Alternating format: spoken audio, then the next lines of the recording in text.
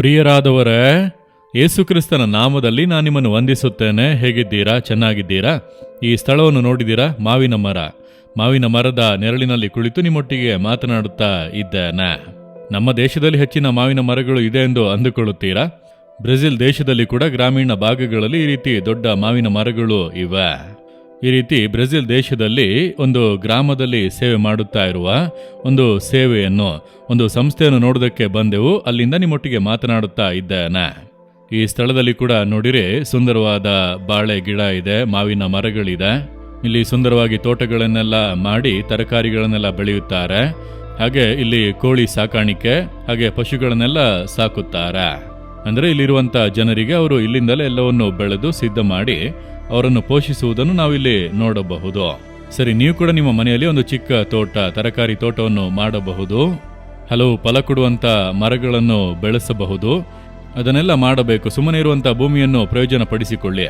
ಒಂದು 5 ಅಡಿ ಜಾಗ ಇದ್ದರೂ ಕೂಡ ಅದರಲ್ಲಿ ಒಂದು ಸುಂದರವಾದ ತೋಟವನ್ನು ಮಾಡಿ ಮೆಣಸಿನಕಾಯಿ ಬೆಳೆಯಬಹುದು, ಟೊಮೊಟೊ ಬೆಳೆಯಬಹುದು. ಅದರಿಂದ ನೀವು ಸ್ವಲ್ಪ ಉಳಿಸಬಹುದಲ್ಲವಾ, ಆದಾಯವಾಗುತ್ತದೆ. ಹೀಗೆಲ್ಲ ಮಾಡಬಹುದು. ಸರಿ, ಈ ದಿನದಲ್ಲಿ ದೇವರು ನನಗೆ ಏನು ಹೇಳುತ್ತಾರೆಂದು ಕೇಳುತ್ತೀರಾ? ಮತ್ತಾಯ 10ನೇ ಅಧ್ಯಾಯ 31ನೇ ವಾಕ್ಯ. ಯೇಸು ಹೇಳುತ್ತಾನೆ, ಹೆದರಬೇಡಿರಿ, ಬಹಳ ಗುಬ್ಬಿಗಳಿಗಿಂತ ನೀವು ಹೆಚ್ಚಿನವರು ಎಂಬುದಾಗಿ. ನನ್ನ ಮಕ್ಕಳೇ, ನೀವು ವಿಶೇಷವಾದವರು, ಆದ್ದರಿಂದ ಹೆದರಬೇಡಿ ಎಂಬುದಾಗಿ ಹೇಳುತ್ತಾರೆ. ಯಾವುದೋ ಒಂದು ಭಯ ನಿಮ್ಮ ಜೀವಿತದಲ್ಲಿ ಇದೆ. ಮಕ್ಕಳ ಕುರಿತಾಗಿ ಭಯ, ಭವಿಷ್ಯತ್ ಕಾಲದ ಕುರಿತಾಗಿ ಭಯ, ಒಂದು ಅವಶ್ಯಕತೆಯ ಕುರಿತಾದಂಥ ಭಯ, ರೋಗದ ಕುರಿತಾದಂಥ ಭಯ, ಅಥವಾ ಕುಟುಂಬದಲ್ಲಿ ಈಗ ಒಂದು ಸಮಸ್ಯೆ ಆರಂಭವಾಗಿದೆ, ಅದು ಏನಾಗುತ್ತದೋ ಎಂಬಂಥ ಭಯ, ಯಾವುದೋ ಒಂದು ಕಾರ್ಯದ ಕುರಿತಾದ ಭಯ. ದೇವರು ಹೇಳುತ್ತಾರೆ, ಯಾಕೆ ಭಯಪಡುತ್ತೀರಿ? ನೀವು ಭಯಪಡಬೇಡಿ, ಯಾಕೆಂದರೆ ನೀವು ವಿಶೇಷವಾದವರು. ದೇವರು ಹೇಳುತ್ತಾರೆ, ಗುಬ್ಬಿಗಳಿಗಿಂತಲೂ ನೀವು ಹೆಚ್ಚಿನವರು. ಯಾಕೆ ಅದನ್ನೇ ನಿರ್ದಿಷ್ಟವಾಗಿ ಹೇಳುತ್ತಾರೆ? ಗುಬ್ಬಿಗಳನ್ನು ನೀವು ನೋಡಿದ್ದೀರಾ ಅಲ್ಲವಾ? ಆ ದಿನಗಳಲ್ಲಿ ಯೇಸುವಿನ ಕಾಲದಲ್ಲಿ ಅದನ್ನೆಲ್ಲ ಹಿಡಿದು ಮಾರಾಟ ಮಾಡುವರಂತೆ. ಈಗಲೂ ಕೂಡ ಅನೇಕ ಪಕ್ಷಿಗಳನ್ನು ಮಾರುತ್ತಾರಲ್ವಾ? ಪಕ್ಷಿಗಳನ್ನು ಹಿಡಿದುಕೊಂಡು ಬಂದು ಅದನ್ನು ಮಾರುತ್ತಾರೆ. ಇಲ್ಲಿ ದೇವರು ಹೇಳುತ್ತಾ ಇದ್ದಾರೆ, ದುಡ್ಡಿಗೆ 2 ಗುಬ್ಬಿಗಳನ್ನು ಮಾರುವುದುಂಟಲ್ಲ. ನೋಡಿ, ಒಂದು ದುಡ್ಡಿಗೆ 2 ಗುಬ್ಬಿಗಳು. ಅದು ಕೂಡ ದೇವರ ಚಿತ್ತ ಇಲ್ಲದೆ ಕೆಳಗೆ ಬೀಳುವುದಿಲ್ಲ, ಯಾರು ಕೂಡ ಹಿಡಿಯಲಾಗುವುದಿಲ್ಲ. ಆದರೆ ನೀವು ಅದಕ್ಕಿಂತಲೂ ಕೂಡ ಹೆಚ್ಚಿನವರು. ಆ ಗುಬ್ಬಿಗಳಿಗಿಂತ ನೀವು ಹೆಚ್ಚಿನವರು. ನಿಮ್ಮೊಳಗೆ ಅಮೂಲ್ಯವಾದ ಆತ್ಮ ಇದೆ. ನಿಮಗೋಸ್ಕರ ಶಿಲುಬೆಯಲ್ಲಿ ಯೇಸು ಸತ್ತಿದ್ದಾನೆ. ಮತ್ತೆ ಯಾಕೆ ನೀವು ಭಯಪಡಬೇಕು ಎಂದು ದೇವರು ಹೇಳುತ್ತಾರೆ. ಹಾಗಾದ್ರೆ ದೇವರು ನಮ್ಮನ್ನು ಹೇಗೆ ನೋಡುತ್ತಾರೆ? ವಿಶೇಷವಾದವರಂತೆ. ಒಂದು ಪ್ರಾಣಿ ಪಕ್ಷಿಯ ಹಾಗೆ ಅಲ್ಲ. ಕೆಲವರು ಹೇಳುತ್ತಾರೆ, ಮುಂದಿನ ಜನ್ಮದಲ್ಲಿ ನಾನು ಹಸುವಾಗಿಯೋ ಇಲ್ಲ ನಾಯಾಗಿಯೋ ಕೋಳಿಯಾಗಿಯೋ ಹುಟ್ಟುತ್ತೇನೆ ಎಂಬುದಾಗಿ. ಆ ರೀತಿ ಇನ್ನೊಂದು ಜನ್ಮ ಇಲ್ಲ. ಮನುಷ್ಯರೇ ಸೃಷ್ಟಿಗಳಲ್ಲಿ ಶಿಖರ. ಮನುಷ್ಯರೊಳಗೆ ಆತ್ಮ ಇದೆ, ಪ್ರಾಣಿಗಳಲ್ಲಿ ಆತ್ಮ ಇಲ್ಲ. ಆದ್ದರಿಂದ ಮನುಷ್ಯರು ಇನ್ನೊಂದು ಪ್ರಾಣಿಯಾಗಿಯೋ ಇಲ್ಲ ಪಕ್ಷಿಯಾಗಿಯೋ ಹುಟ್ಟುವುದು ಇಲ್ಲ. ಅದೊಂದು ತಪ್ಪಾದ ನಂಬಿಕೆ, ಅದು ಹರಡಿಬಿಟ್ಟಿದೆ. ಒಂದೇ ಒಂದು ಜೀವಿತ ಅಷ್ಟೇ. ಮರಣದ ನಂತರ ದೇವರ ಸಮ್ಮುಖಕ್ಕೆ ಹೋಗಬೇಕು, ಅಥವಾ ಪಾತಾಳ ಅಥವಾ ನರಕದ ಬೆಂಕಿ ಎಂಬುದಾಗಿ ವಾಕ್ಯ ಹೇಳುತ್ತದೆ.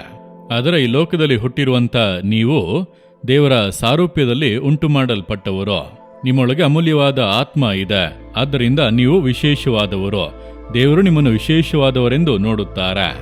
ಆದ್ದರಿಂದಲೇ ನೀವು ದುಃಖ ಪಡುವಾಗ, ನೀವು ಬೇಸರಗೊಳ್ಳುವಾಗ, ನೀವು ಭಯಪಡುವಾಗ ದೇವರು ಅಕ್ಕರೆಯಿಂದ ನಿಮ್ಮ ಬಳಿಗೆ ಬಂದು, ನೀನು ಯಾಕೆ ಭಯಪಡುತ್ತೀಯಾ? ಭಯಪಡಬೇಡ, ನಾನು ನಿನಗೆ ಇದ್ದೇನೆ ಎಂಬುದಾಗಿ ಆತನು ಮಾತನಾಡುವನು. ಇಂದು ಯಾವುದೋ ಒಂದು ಕಾರ್ಯದ ಕುರಿತಾಗಿ ಭಯಪಡುತ್ತಾ ಇದ್ದೀರಲ್ಲ? ಪಕ್ಷಿಗಳ ಶಬ್ದ ಕೇಳುತ್ತಿದೆಯಾ? ಎಲ್ಲ ಕಡೆ, ಎಲ್ಲ ದೇಶಗಳಲ್ಲಿ ಕೂಡ ಇದೆ. ಈ ಪಕ್ಷಿಗಳ ಮೇಲೆ ಕೂಡ ದೇವರು ಅಕ್ಕರೆಯಿಂದ ಇರುವಾಗ ನಿಮ್ಮ ಮೇಲೆ ಎಷ್ಟು ಅಕ್ಕರೆಯಿಂದ ಇರುತ್ತಾರೆ. ಮತ್ತ್ಯಾಕೆ ಭಯಪಡುತ್ತೀರಿ? ಆತನು ನೋಡಿಕೊಳ್ಳುವನು. ಎಲ್ಲೋ ಒಳ್ಳೆಯದಾಗಿ ನಡೆಯುತ್ತದೆ. ನೀವು ಸೋತು ಹೋಗದೆ, ದೇವರೇ ನಾನು ವಿಶೇಷವಾದವನು, ವಿಶೇಷವಾದವಳು, ನಿಮ್ಮ ದೃಷ್ಟಿಯಲ್ಲಿ ನಾನು ವಿಶೇಷವಾದವನಾಗಿ ಇದ್ದೇನೆ, ಸ್ತೋತ್ರ, ಸ್ತುತಿಸುತ್ತಾ ಸಂತೋಷವಾಗಿರಿ. ಆತನು ಎಲ್ಲವನ್ನು ನಡೆಸುವುದನ್ನು, ಅದ್ಭುತ ಮಾಡುವುದನ್ನು ಕಾಣುವಿರಿ. ಆದ್ದರಿಂದ ಇಂದು ದೇವರನ್ನು ನೋಡಿ ಹೇಳುವಿರಾ, ದೇವರೇ, ಸೃಷ್ಟಿಗೆ ಶಿಖರವಾಗಿ ವಿಶೇಷವಾದವರಾಗಿ ನಿಮ್ಮ ಸಾರೂಪ್ಯದಲ್ಲಿ ನಮ್ಮನ್ನು ಉಂಟು ಮಾಡಿದ್ದೀರಲ್ಲ, ನಿಮಗೆ ಸ್ತೋತ್ರ. ನನ್ನ ಮೇಲೆ ಇಷ್ಟು ಅಕ್ಕರೆಯಿಂದ ಇದ್ದೀರಲ್ಲ, ನಿಮಗೆ ಸ್ತೋತ್ರ. ನನ್ನ ಕಾರ್ಯಗಳನ್ನೆಲ್ಲ ನೀವು ನೋಡಿಕೊಳ್ಳುತ್ತೀರಿ, ನಾನು ಭಯಪಡುವುದಿಲ್ಲ. ಆ ರೀತಿಯಾಗಿ ಹೇಳಿ ನೋಡಿರಿ, ತಕ್ಷಣವೇ ಒಂದು ಸಂತೋಷ, ಒಂದು ಧೈರ್ಯ ಬರುತ್ತದೆ. ಭಯವೆಲ್ಲ ನೀಗಿ ಹೋಗುತ್ತದೆ, ನಿಮ್ಮ ಜೀವಿತದಲ್ಲಿ ಅದ್ಭುತ ನಡೆಯುವುದನ್ನು ನೀವು ನೋಡುವಿರಿ. ಹೇಳುವಿರಾ ದೇವರನ್ನು ನೋಡಿ, ದೇವರೇ ನನ್ನನ್ನು ವಿಶೇಷವಾದವನಾಗಿ ನೀವು ಸೃಷ್ಟಿಸಿದ್ದೀರಿ, ನಿಮಗೆ ಸ್ತೋತ್ರ. ನಿಮ್ಮ ಸಾರೂಪ್ಯದಲ್ಲಿ ಸೃಷ್ಟಿಸಿದ್ದೀರಿ, ಸ್ತೋತ್ರ. ನನ್ನೊಳಗೆ ಅಮೂಲ್ಯವಾದ ಆತ್ಮವನ್ನು ಇಟ್ಟಿದ್ದೀರಿ, ನಿಮಗೆ ಸ್ತೋತ್ರ. ಆ ಆತ್ಮವನ್ನು ರಕ್ಷಿಸಿ ನಿಮ್ಮ ಮಕ್ಕಳಾಗಿ ಮಾಡಿದ್ದೀರಿ, ನಿಮಗೆ ಸ್ತೋತ್ರ. ನಾನು ವಿಶೇಷವಾದವನು, ವಿಶೇಷವಾದವಳು. ಇನ್ನು ಯಾವುದರ ಕುರಿತು ಭಯಪಡುವುದಿಲ್ಲ, ನೀವು ನೋಡಿಕೊಳ್ಳುವಿರಿ, ನೀವು ಅದ್ಭುತ ಮಾಡುವಿರಿ. ಇಂದು ಈಗ ನನ್ನ ಜೀವಿತದಲ್ಲಿ ಒಂದು ಅದ್ಭುತ ನಡೆಯುತ್ತದೆ. ನಾನದನ್ನು ನಂಬುತ್ತೇನೆ, ಅದ್ಭುತಗಳನ್ನು ಎದುರು ನೋಡುತ್ತೇನೆ. ಯೇಸು ಕ್ರಿಸ್ತನ ನಾಮದಲ್ಲಿ ಆಮೇನ್, ಆಮೇನ್.